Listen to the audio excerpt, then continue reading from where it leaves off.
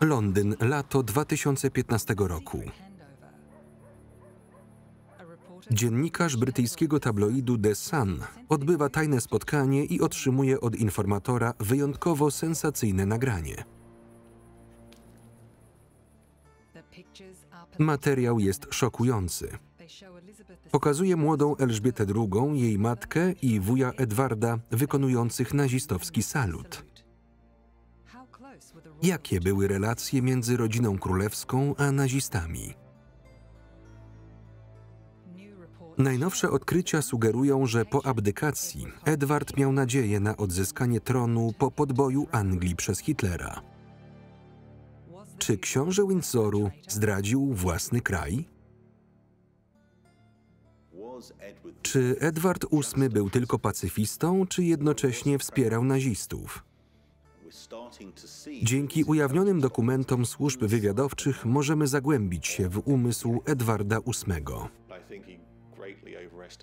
Myślę, że mocno przeceniał swoje poparcie wśród Brytyjczyków. Nowo odkryte listy ujawniają powody jego możliwej zdrady. Wydaje mi się oczywiste, że to Wallis rządziła w tym związku. Od dziesięcioleci historycy szukają dowodów na gotowość Edwarda do współpracy z nazistami.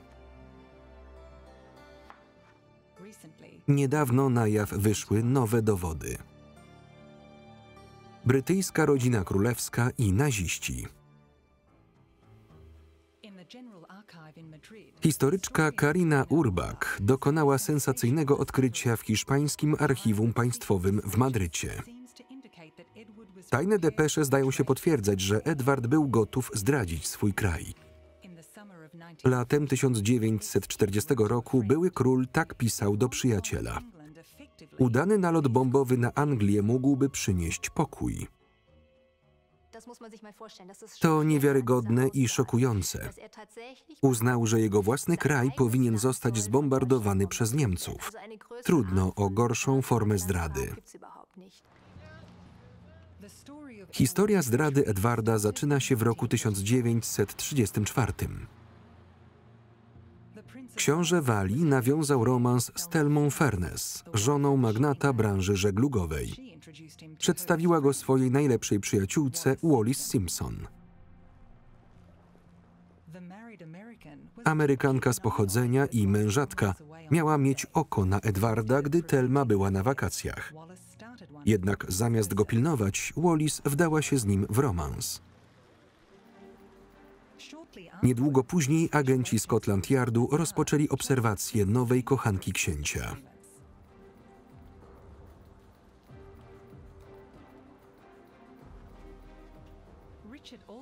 Richard Aldrich, specjalista do spraw wywiadu posiadający dostęp do tajnych akt, przestudiował ich raporty.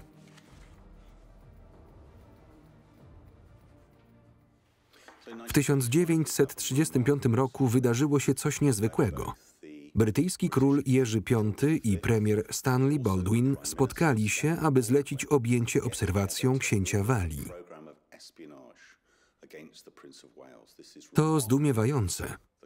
Król zwykle nie szpieguje własnych dzieci. Dopóki Wallis pozostawała jedynie kochanką księcia, Jerzy V pozostawał obojętny. Dobrze wiedział o romansach syna, ale było coś jeszcze, co niepokoiło rodzinę królewską.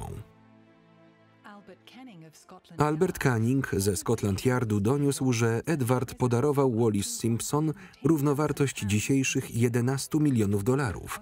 A to nie wszystko.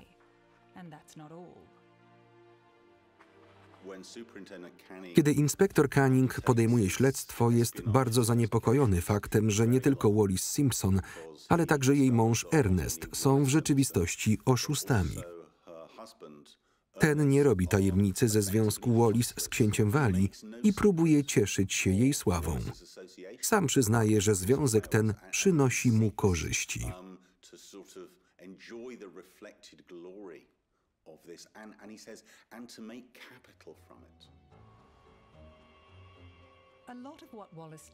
Wallis wszystko przemyślała. Ona i jej mąż Ernest wynajęli mieszkanie w pobliżu pałacu Buckingham. Edward wkrótce stał się ich częstym gościem, opłacając czynsz borykającej się z problemami finansowymi pary. Podczas wizyt Edwarda Ernest wycofywał się do swojego gabinetu. Nie był jednak zadowolony z tej sytuacji. W liście do swojej ciotki Bessie Wallis pisała: Ernest i ja odbyliśmy długą rozmowę na temat księcia i mnie. Wszystko będzie jak dawniej, ale postaram się być na tyle sprytna, by zatrzymać ich obu. Nie słuchaj plotek, droga Bessie. Wallis Simpson nie była mu wierna, ale książę był zaślepiony miłością. Król Jerzy zaczął się niepokoić. Jak długo jeszcze ta kobieta będzie wykorzystywać jego syna? Ale sprawy dopiero miały się pogorszyć. Simpsonowie przedstawili księcia swoim prawicowym znajomym. Król rozkazał śledzić każdy krok tej podejrzanej kobiety. Każdej nocy agenci Scotland Yardu obserwowali mieszkanie Simpsonów. Wysiłek się opłacił. Chociaż Wallis spędzała większość czasu z Ernestem i Edwardem, inspektor Canning odkrył kolejny romans. Kochanka księcia miała kogoś jeszcze. Był to Guy Trundle, sprzedawca samochodów i znany kobieciarz. Wallis z kolei obsypywała go drogimi prezentami. Król odetchnął z ulgą. Wkrótce jednak agenci Scotland Yard przekazali kolejne złe wieści. Edward coraz częściej spotykał się z faszystami. Edward i Wallis spotykali się z ludźmi takimi jak Moseley, szefem brytyjskiej partii faszystowskiej, i innymi prominentnymi prawicowcami, co również bardzo niepokoiło brytyjskie władze, ponieważ Edward miał dostęp do tajnych akt. Wywiad ujawnił między innymi, że Edward nie dość ostrożnie obchodził się z takimi dokumentami. Rząd obawiał się, że Edward może ujawnić tajemnice państwowe podczas przyjęć, w których uczestniczył również Oswald Mosley.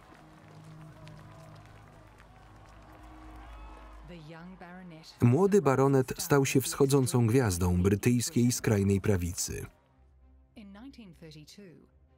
W roku 1932 Mosley zjednoczył różne niezależne grupy faszystowskie w Wielkiej Brytanii i założył Brytyjską Unię Faszystów. Mosley zgłębiał włoski faszyzm i przyjął motto Mussoliniego: do walki z bolszewikami potrzeba przywództwa silnego człowieka.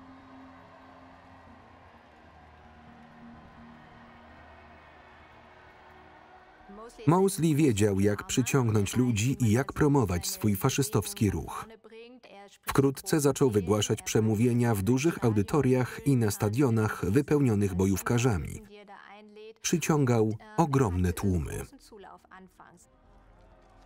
W 1934 roku, według jego własnych danych, partia Mosleya liczyła 50 000 członków. W tym czasie wiele osób w Europie postrzegało faszyzm jako świeży i nowoczesny ruch. Szybkie dojście Hitlera do władzy skłoniło Mosleya do inspirowania się Führerem. Kopiował to, co uważał za przydatne. Mosley wprowadził pozdrowienie Hail Mosley i obwołał siebie przywódcą. Latem 1935 roku Mosley i książę Walii spotkali się po raz pierwszy. Na przyjęciu zorganizowanym przez Lady Cunard, matronę londyńskich wyższych sfer, Wallis przedstawiła obu panów. Wallis Simpson znała wielu ludzi i zdawała sobie sprawę, że w brytyjskim społeczeństwie są kobiety, które sprawują władzę w cieniu. Jedną z nich była Lady Cunard, bardzo zamożna londyńska dama. Jej mąż był właścicielem firmy żeglugowej Cunard Line. Ona zajmowała się jednoczeniem ruchów prawicowych. Podziwiała Hitlera, podobnie jak Ribbentropa.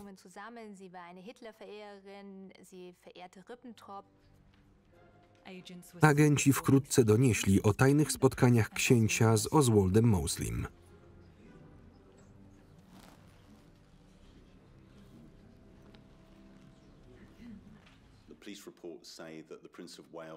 Raporty służb ujawniają, że książę Walii wypytywał Mosleya o wpływy i politykę faszystów z Unii Brytyjskiej i że zostały mu one szczegółowo wyjaśnione.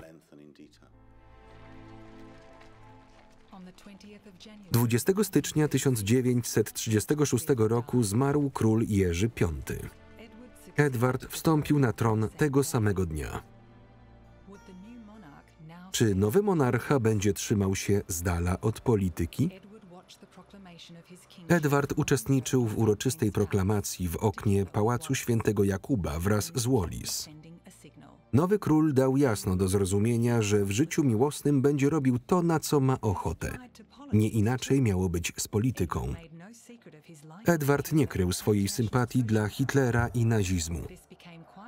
Stało się to bardzo widoczne podczas kryzysu w Nadrenii. W marcu 1936 roku Hitler wysłał do Nadrenii, strefy zdemilitaryzowanej od 1918 roku, swoje wojska.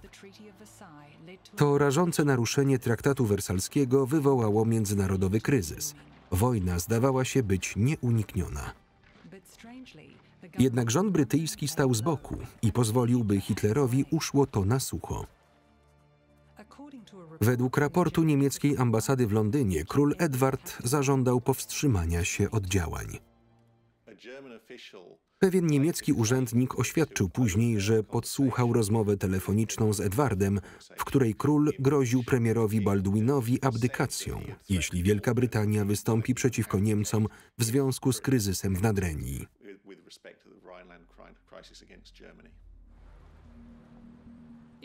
Zaczęto dostrzegać, że nowy król stanowi zagrożenie.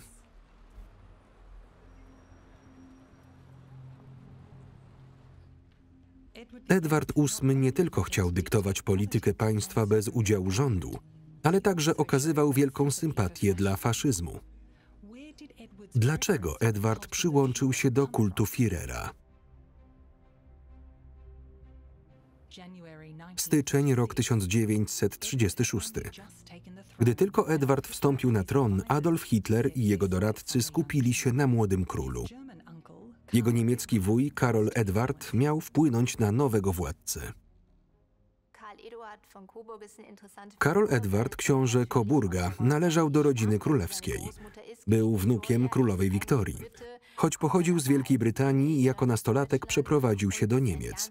Od najmłodszych lat był wielkim sympatykiem Führera.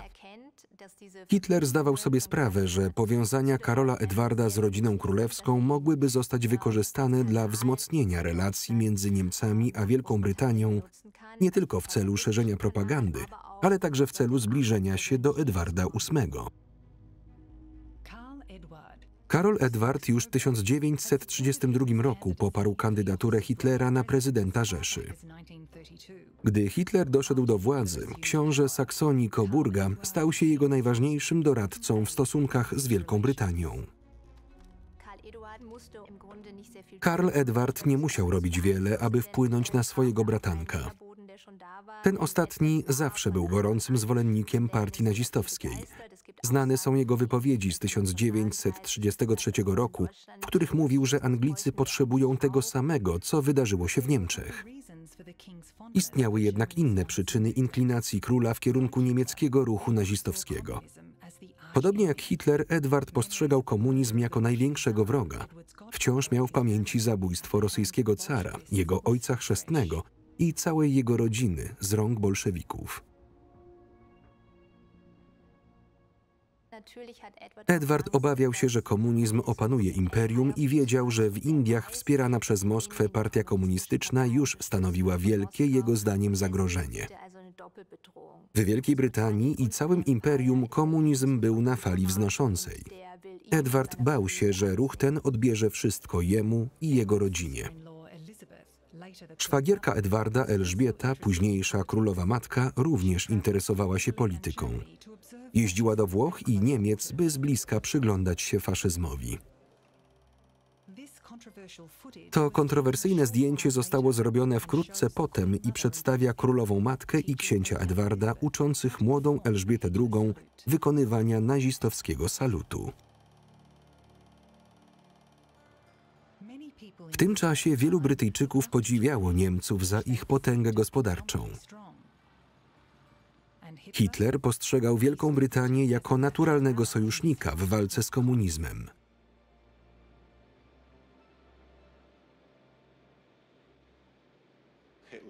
Führer chciał mieć wolną rękę na terenie Europy i zagarniać dowolne terytoria bez ingerencji ze strony pozostałych mocarstw, w szczególności Wielkiej Brytanii. Bez wątpienia wyobrażał sobie świat podzielony na strefy wpływów, w których Niemcy mogliby robić w Europie co chcą, a Brytyjczycy zachowaliby swoje imperium. Brytyjska socjeta i rodzina królewska chciały utrzymać swoje królestwo w nienaruszonym stanie i wierzyły, że Hitler pomoże im to osiągnąć poprzez trzymanie bolszewików na dystans i zaatakowanie Rosji. Wśród członków wyższych sfer jedna kobieta wyróżniała się ponad resztę – Unity Mitford. Arystokratka była zagorzałą zwolenniczką Hitlera. W wieku 20 kilku lat przeprowadziła się do Monachium w nadziei na spotkanie swojego idola. Unity wspierał jej ojciec, Lord Rochdale, członek Izby Lordów, a także jej matka, kuzynka żony Winstona Churchilla. Unity spędziła rok jako członkini Brytyjskiej Unii Faszystów. Jej siostra Diana wdała się w romans z Oswaldem Mosleym, przywódcą faszystów. Siostry Mitford uwielbiały oglądać parady brytyjskich faszystów w czarnych mundurach, które same zaprojektowały.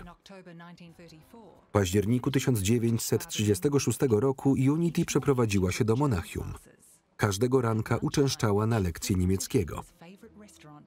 Następnie jadła lunch w ulubionej restauracji Hitlera, Osteria Bavaria. Kobieta wiedziała, że to tylko kwestia czasu, zanim Hitler ją zauważy.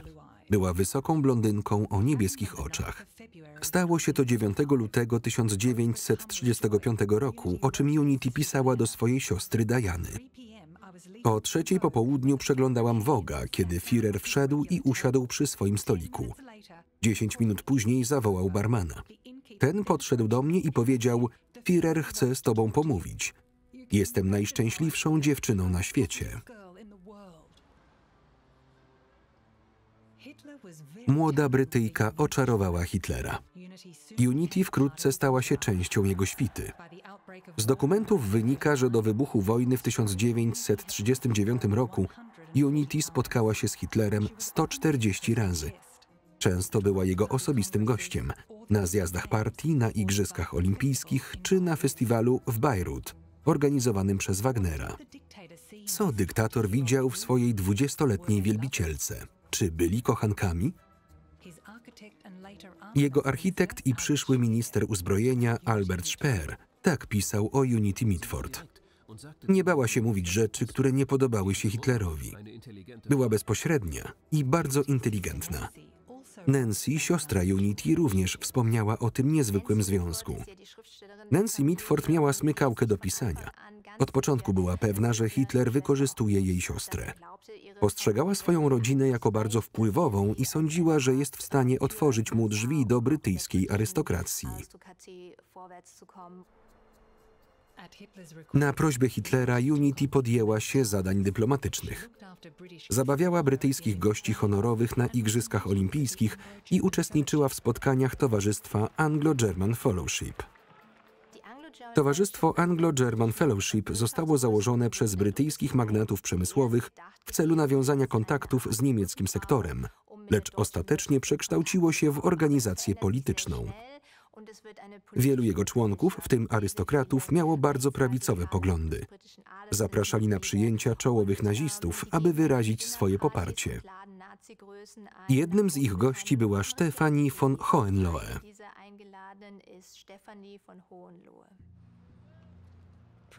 Austriacka księżniczka przedstawiła się nowemu kanclerzowi Rzeszy w Berlinie w 1933 roku. Podobnie jak książę Coburga, oddała swój arystokratyczny urząd do jego dyspozycji. Choć jej pozycja wynikała z małżeństwa, Hitler ją zaakceptował. Oboje zgodzili się, że księżniczka będzie mogła wykorzystać swoje londyńskie kontakty, aby przekonać Brytyjczyków do poparcia Hitlera i jego sprawy. Stephanie mieszkała w Anglii od 1933 roku, pracując dla wpływowego magnata prasowego Lorda Rothermere, zadeklarowanego faszysty i sympatyka Hitlera. Niedawno odtajnione dokumenty MI6 brytyjskiego wywiadu zagranicznego ujawniają, że Hitler polecił księżniczce Stephanie, aby spróbowała przekonać Lorda Rothermera do wsparcia kampanii dotyczącej cesji ziem polskich na rzecz Niemiec i że obiecano jej sporą kwotę za osiągnięcie tego celu.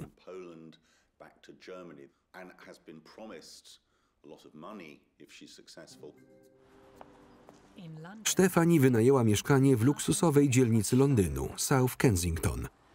Okazało się, że w tym samym budynku mieszkała znajoma księżniczki Wallis Simpson. Stephanie von Hohenlohe zaprzyjaźniła się z Wallis. Pod względem charakteru były do siebie bardzo podobne. Obie były ambitne, miały koneksje i jako prawicowe aktywistki idealnie do siebie pasowały.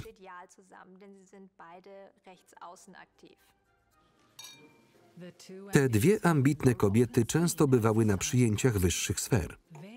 Spotykały się tam z zagorzałymi faszystami, takimi jak Lord Rothermere i Oswald Mosley. Podczas tych spotkań książę Walii i jego kochanka byli w centrum uwagi. Obserwatorzy z rozbawieniem obserwowali, jak Edward nadskakiwał Wallis. Praktycznie nie odstępował jej na krok.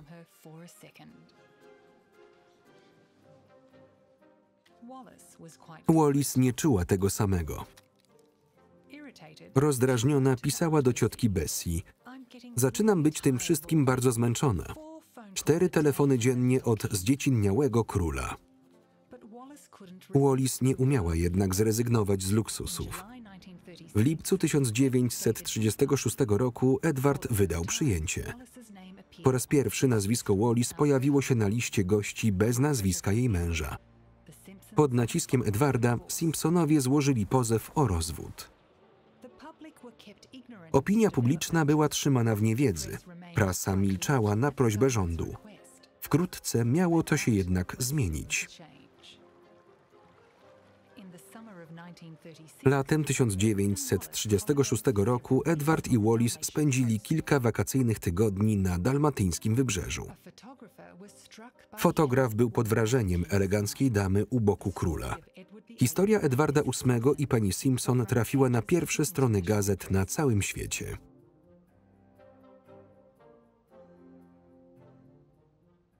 To, co wydarzyło się latem 1936 roku, było farsą. Nikt nie zabraniał mu posiadania kochanki, jednak nie wypadało się tym chwalić. Edward VIII zlekceważył etykietę, co rozwścieczyło europejską arystokrację. Byli przerażeni, widząc paradującego publicznie z Wallis Simpson. Amerykańskie gazety jako pierwsze opublikowały zdjęcia pary i donosiły, że widziano ich nawet kąpiących się nago.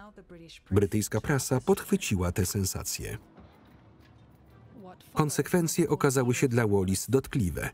Jako kochanka króla była zawsze mile widziana na przyjęciach elity.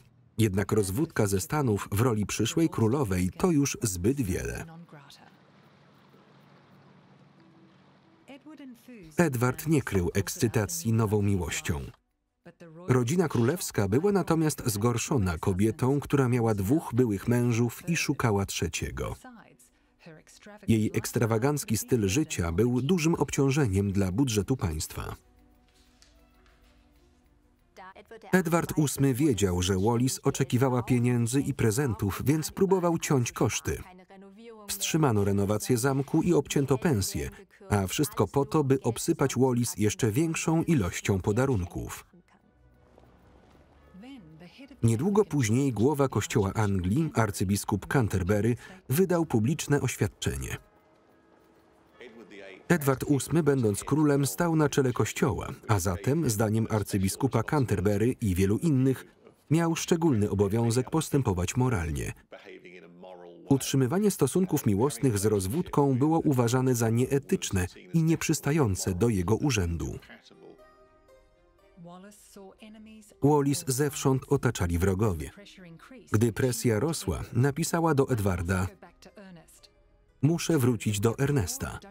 To prawda, że jesteśmy biedni i nie mamy środków na prowadzenie tego ekscytującego życia, które kocham i które mnie uszczęśliwia. Ale jestem pewna, że razem zmierzamy ku katastrofie. Edward był załamany i zagroził, że się zabije, jeśli Wallis go zostawi. Wszystko zależało teraz od premiera Stanleya Baldwina. Małżeństwo króla wymagało zgody rządu. Baldwin wątpił jednak w zdolność Edwarda do panowania. Przede wszystkim niepokoiły go bliskie związki Edwarda z faszystami. Sytuacja pogorszyła się jesienią 1936 roku, kiedy zbiry Mosleya zaangażowały się w zbiorową bójkę z żydowskimi imigrantami z Europy Wschodniej. To była wielka afera. Brytyjska opinia publiczna naprawdę oczekiwała, że Edward potępi ten akt publicznego zakłócania porządku, ale on nie zrobił nic, co było nieco zaskakujące. Teraz wiemy, że Edward miał bardzo silne antysemickie poglądy, podobnie jak Wallis. Członkowie arystokracji w Wielkiej Brytanii i innych krajach dość często podpisywali się pod ideą żydowsko-bolszewickiego spisku, poglądu głoszącego, że Żydzi w Niemczech i Rosji łączą się, aby w jakiś sekretny sposób obalić istniejącą władzę. Ale zakochany król nie miał czasu na politykę. Kierowało nim jedno pytanie: jak mogę poślubić Wallis i pozostać królem? Wallis naciskała na Edwarda od czasu jego rozwodu. W liście ubolewała: złamałeś serca wszystkich swoich kobiet. Wiem, że mnie też nie poślubisz. Jednak pod koniec listopada Edward poinformował swojego brata Alberta, że jest zdecydowany poślubić Wallis, która zostanie jego królową i otrzyma tytuł cesarzowej Indii. Edward zagroził abdykacją, jeśli rząd odmówi zgody na jego małżeństwo z Wallis. Premier Baldwin był zdruzgotany. Gdyby król abdykował, wywołałoby to kryzys konstytucyjny, który mógłby obalić jego rząd. Winston Churchill, bliski przyjaciel Edwarda, zasugerował małżeństwo morganatyczne. Wallis zostałaby królewską małżonką, ale nie królową. Dzieci z takiego związku byłyby również wykluczone z sukcesji tronu. Pomysł ten został przedstawiony premierowi Baldwinowi i poparty w prasie przez lorda Rodmira. Stefanie Hohenlohe przedstawiła go jako swój. To ona pierwsza wpadła na ten pomysł, a przynajmniej tak powiedziała Hitlerowi.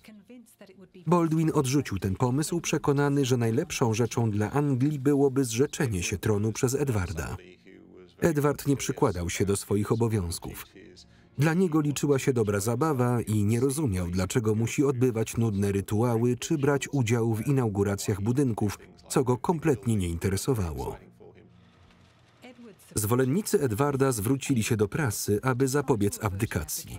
Jednak w demonstracji wzięła udział zaledwie garstka osób. Demonstrujący przeciwko abdykacji byli członkami brytyjskiej Unii Faszystów, którzy uważali Edwarda za bohatera wojennego, przedstawiciela swojego pokolenia, ideał męskości. Zebrali się pod pałacem Buckingham i skandowali hasła przeciwko Baldwinowi, popierając tym samym króla. Edward szukał akceptacji u swojej matki, ale ta pozostała nieugięta. Król poddał się, musiał abdykować. Wolał stracić tron niż Wallis. Wydarzenia nabrały tempa. 11 grudnia król podpisał akt abdykacji w obecności swoich młodszych braci.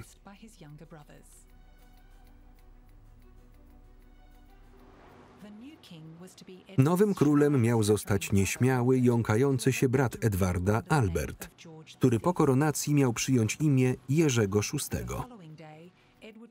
Następnego dnia Edward wygłosił ostatnie przemówienie w radiu. Przekonałem się, że niemożliwe jest udźwignięcie ciężaru odpowiedzialności i wypełnienie moich obowiązków jako króla w sposób, w jaki miałbym to uczynić bez pomocy i wsparcia kobiety, którą kocham. Król został mianowany księciem Windsoru. Zachował tytuł królewski i otrzymał roczny przydział w wysokości 20 000 funtów. Dziś byłaby to równowartość około $2,5 miliona. Edward musiał opuścić Anglię na 2 lata, dopóki jego brat nie zasiadł na tronie. Edward spędził pierwsze miesiące wygnania w Austrii bez Wallis. Ona natomiast udała się na południe Francji. Do czasu sfinalizowania rozwodu para mieszkała osobno i utrzymywała kontakt listowny. Zachowała się część tej korespondencji, która jasno wskazuje, że Wallis naciskała na Edwarda, by ten zapewnił jej najlepszą możliwą ofertę. Częścią tej umowy było uznanie jej za członka rodziny królewskiej. Według Wallis tylko to mogło odbudować jej reputację.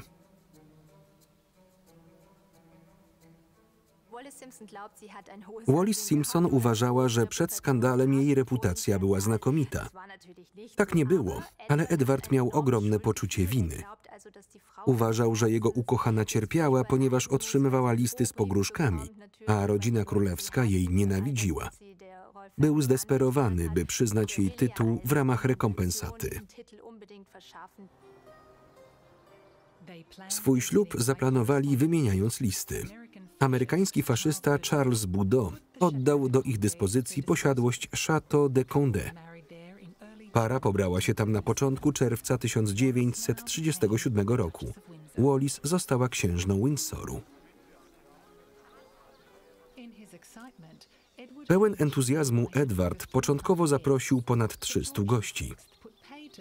Jednak Jerzy VI zabronił rodzinie królewskiej wzięcia udziału w uroczystości. Ostatecznie przybyła tylko garstka bliskich przyjaciół.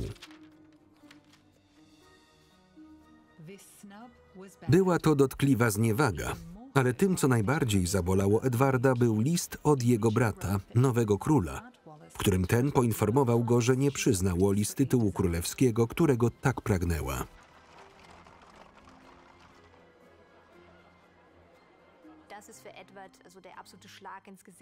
To był ciężki cios dla Edwarda. Nigdy nie doceniał swojego brata z powodu jego jąkania i myślał, że łatwo będzie nim manipulować. Nagle dostrzegł, że jego brat jest znacznie silniejszą jednostką, która potrafi mu się sprzeciwić i powiedzieć: posunąłeś się za daleko, nie ujdzie ci to na sucho. Windsorowie spędzili miesiąc miodowy w Austrii, w małym zamku przekształconym w hotel. Wallis nie była jednak w nastroju do amorów. Napisała potajemnie do swojego byłego męża Ernesta: zapewniam cię, że nie ma dnia, w którym nie spędziłabym kilku godzin myśląc o tobie. Kocham cię, Wallis.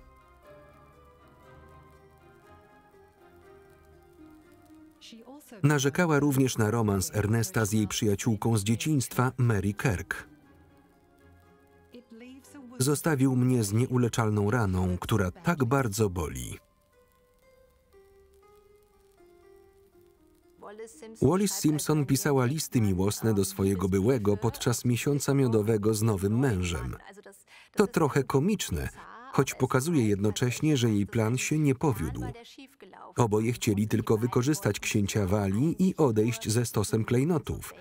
Jednak sytuacja się zmieniła, a ona, obecnie księżna, straciła mężczyznę, którego kochała. Edward nigdy nie domyślił się prawdziwych intencji Wallis. Nie zdawał sobie sprawy, że kobieta, dla której porzucił imperium, od lat rozpaczała po stracie męża. Wallis narzekała później, że zawsze musiała znosić tego rozpieszczonego dzieciaka. Postrzegała Edwarda jako swego rodzaju Piotrusia Pana, dziecko, którym cały czas musiała się opiekować. Wydawał się nudny, był ciężarem, jednak nie mogła się go pozbyć. Musieli zostać razem. Byli na siebie skazani.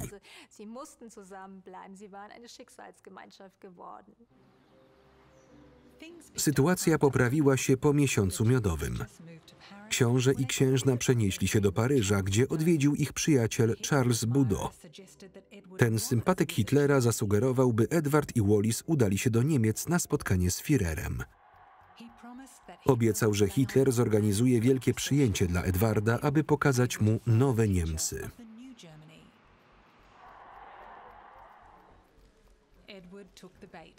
Edward był zachwycony perspektywą traktowania Wallis jako królowej w nazistowskich Niemczech. W Paryżu Charles Budeau przedstawił Windsorów niemieckiemu negocjatorowi, Fritzowi Wiedemannowi, osobistemu adiutantowi Hitlera. Fritz Wiedemann wraz ze Stefanie Hohenlohe opracował dla Edwarda plan podróży, który obejmował serię szczególnie interesujących go wizyt. Spotkał się z Himmlerem, Ribbentropem, Göringiem i Goebbelsem. Natomiast głównym punktem wyjazdu miało być spotkanie z Führerem.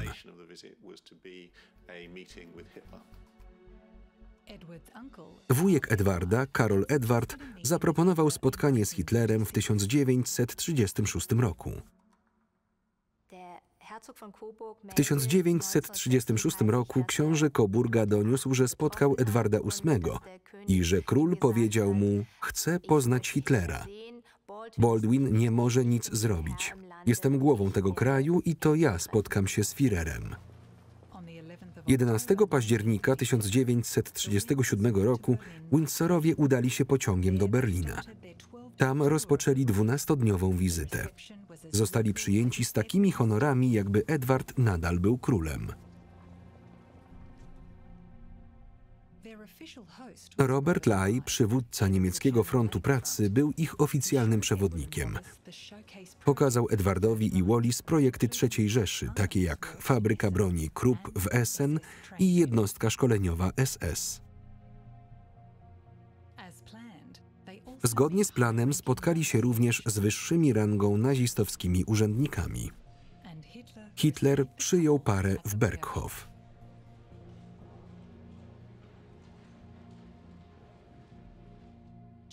Józef Goebbels, który po czerwcowej abdykacji wyśmiewał Edwarda za to, że nie zachowuje się jak mężczyzna, teraz przybrał pełen szacunku ton. Goebbels napisał w swoim pamiętniku, że Wallis byłaby dobrą królową i że Hitler zwracałby się do niej per jej królewska mość. Wiedział, że był to tytuł, którego desperacko pragnęła. Dodał, że Edward był czarującą i sympatyczną osobą i żałował, że ten nie był już królem, ponieważ z nim sojusz byłby możliwy. W spotkaniu uczestniczył również Dudley Forwood, asystent Edwarda. Napisał później, że Edward miał powiedzieć Hitlerowi: „Obaj należymy do tej samej rasy. Krew Hunów płynie w żyłach zarówno Niemców, jak i Brytyjczyków”. W 2015 roku sprzedano na aukcji album ze zdjęciami, które nie pozostawiały wątpliwości co do politycznych inklinacji Edwarda. Na 2 fotografiach książę Windsoru wyraźnie pozuje w nazistowskim pozdrowieniu. Wypierał się tego do końca swoich dni. Ta podróż była wielkim osiągnięciem propagandowym nazistowskich Niemiec. Hitler zapłacił za wszystko, koszty podróży, hotele i tym podobne. Edward był tylko byłym królem, ale narodowi socjaliści uważali, że wciąż istnieje szansa na przywrócenie mu tronu. Jednak niemiecko-brytyjski sojusz nigdy nie doszedł do skutku. 1 września 1939 roku hitlerowski Wehrmacht zaatakował Polskę. Brytyjczycy natychmiast wypowiedzieli wojnę Niemcom. Były król wciąż cieszył się wielkim poważaniem wśród brytyjskich faszystów. Wiosną 1939 roku prawicowi radykałowie założyli Right Club. Ich celem było obalenie rządu, odsunięcie Jerzego VI od władzy i przywrócenie Edwarda na tron w ramach faszystowskiego protektoratu Hitlera. Liderem i założycielem stowarzyszenia Right Club został Sir Archibald Ramsay. Archibald Ramsay, kluczowa postać wśród członków Right Club, Był konserwatywnym politykiem, który pod koniec lat 30. dał się poznać jako skrajny antysemita, przekonany, że Żydzi i bolszewicy sprzysięgli się, by wciągnąć Wielką Brytanię w wojnę. Wśród 230 członków tego tajnego stowarzyszenia było kilku parlamentarzystów wywodzących się z arystokracji, w tym książę Wellington, książę Westminster i wydawca Lord Ridsdale, wielki entuzjasta Hitlera oraz naturalnie Oswald Mosley, brytyjski nazista numer 1.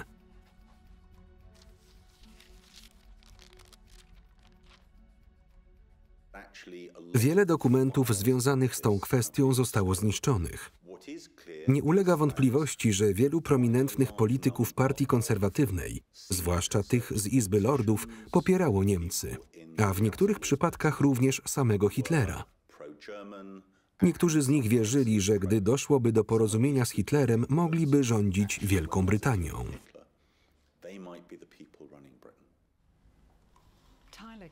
Tyler Kent, amerykański dyplomata działający w Londynie, również sympatyzował z prawicą. Pracował w służbach kryptograficznych ambasady i wiedział, że nowy premier Wielkiej Brytanii, Winston Churchill, prosił prezydenta Roosevelta o pomoc bez konsultacji z parlamentem, mimo że kongres i obywatele byli przeciwni wojnie. Na początku maja 1940 roku Right Club podjął próbę ujawnienia tajnej korespondencji Churchilla.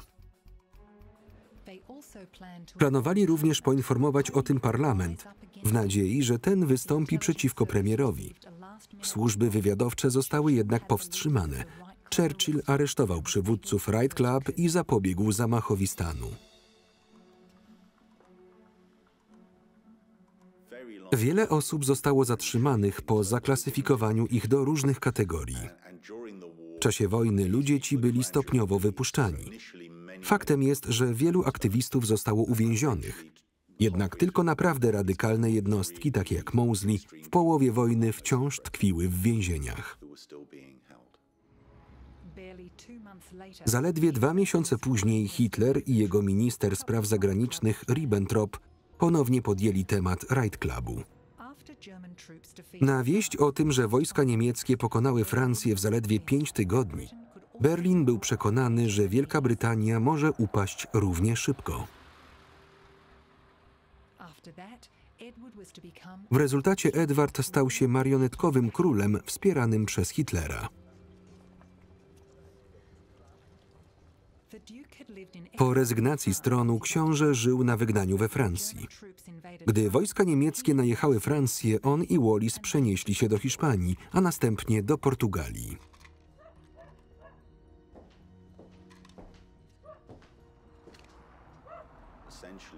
Tam chcieli obserwować dalszy rozwój wypadków.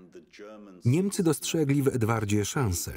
Hitler i Ribbentrop postrzegali byłego króla jako potencjalnego sojusznika Rzeszy. Niemcy snuli misterne plany przekonania do swojej sprawy Edwarda i Wallis, a nawet ich porwania.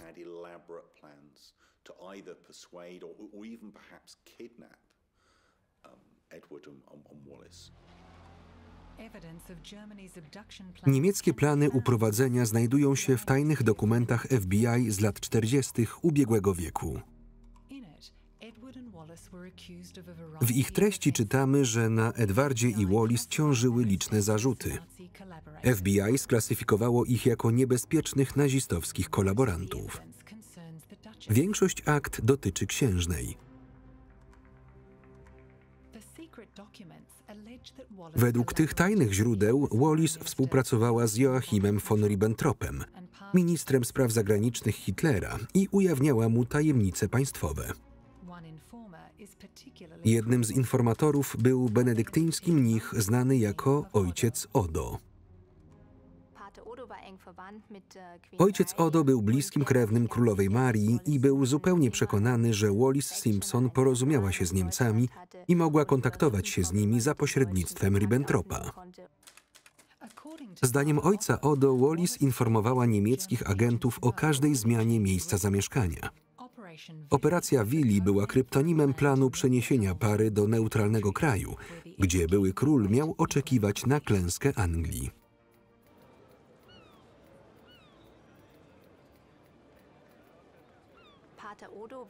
Ojciec Odo wiedział, że Wallis zrobi wszystko, by jej mąż powrócił na tron. To był cel tej operacji. Niemcy próbowali nawiązać kontakt z członkami rodziny królewskiej w Hiszpanii i uprowadzić księcia Windsoru.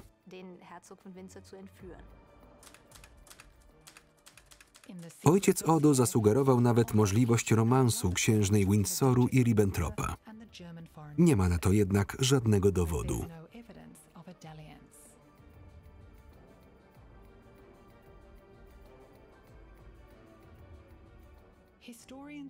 Od dziesięcioleci historycy szukają dowodów na gotowość Edwarda do współpracy z nazistami.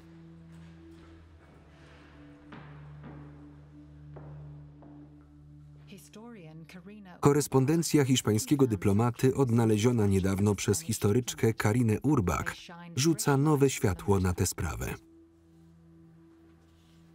Księżna Windsoru miała starego przyjaciela, Hiszpana zwanego Bermejillo, znanego również pod pseudonimem El Tigre. Przekazał on informacje bezpośrednio do hiszpańskiego Ministerstwa Spraw Zagranicznych.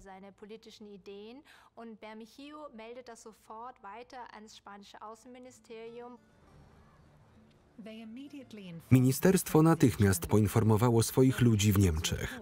Raporty Bermejillo popadły w zapomnienie, pokrywając się kurzem w madryckim archiwum państwowym.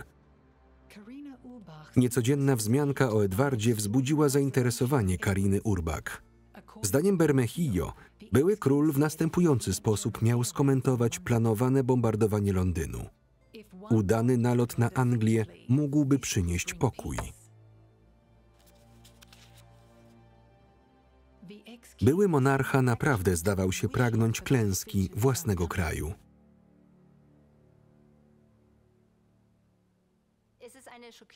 Jest to szokujące, ponieważ świadczy to o zmianie stron przez Edwarda. Opowiedział się po stronie Hitlera i nazistowskich Niemiec.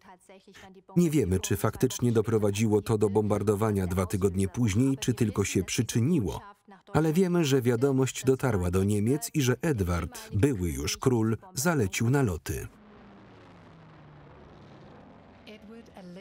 Edward najwyraźniej chciał, aby Niemcy pokonali Anglię, a następnie zaproponowali zawarcie pokoju. Edward spotkał się z Bermejillo po raz drugi. To było jeszcze bardziej szokujące, ponieważ oświadczył, że winnymi wybuchu wojny są komuniści, Żydzi i Anthony Eden, brytyjski minister spraw zagranicznych. Stwierdził, że są idiotami i że ustawiłby ich wszystkich pod murem, zapewniając, że jest jedynym człowiekiem, który może wynegocjować pokój.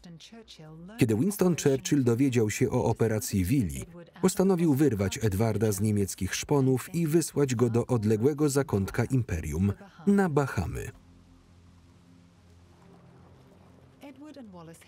Edward i Wallis wahali się, ale Churchill wydał rozkaz. Windsorowie mieli wsiąść na najbliższy statek. W przypadku odmowy Edwarda, Churchill postawiłby go przed sądem wojennym.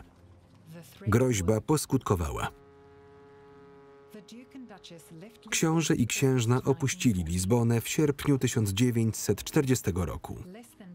Niecałe 3 tygodnie później dotarli do Nassau, gdzie Edward pozostał do końca wojny na stanowisku gubernatora brytyjskiej kolonii. Churchill myślał, że problem został rozwiązany. Mylił się. Z uwagi na fakt, że Stany znajdują się dość blisko Bahamów, Windsorowie jeździli tam przez większość weekendów. Oficjalnie w celu odbycia wizyt lekarskich lub odwiedzenia przyjaciół, w rzeczywistości starali się zniweczyć plany Churchilla, by przekonać Amerykanów do sojuszu przeciwko Niemcom. Sądzę, że najgorszą rzeczą, jaką zrobili Edward i Wallis, była próba przekonania bardzo wpływowych Amerykanów do zachowania neutralności, by ci nie wspierali Wielkiej Brytanii i nie pożyczali jej pieniędzy, gdy znajdowała się ona w bardzo trudnym położeniu. To, moim zdaniem, wiele mówi o mentalności Edwarda. Nawet podczas oficjalnych uroczystości Edward i Wallis lobbowali amerykańskie wojsko i prezydenta Roosevelta do zachowania neutralności. Aż do dnia, w którym Stany Zjednoczone przystąpiły do wojny, były władca nieprzerwanie wierzył, że Niemcy wygrają i odbudują jego pozycję polityczną.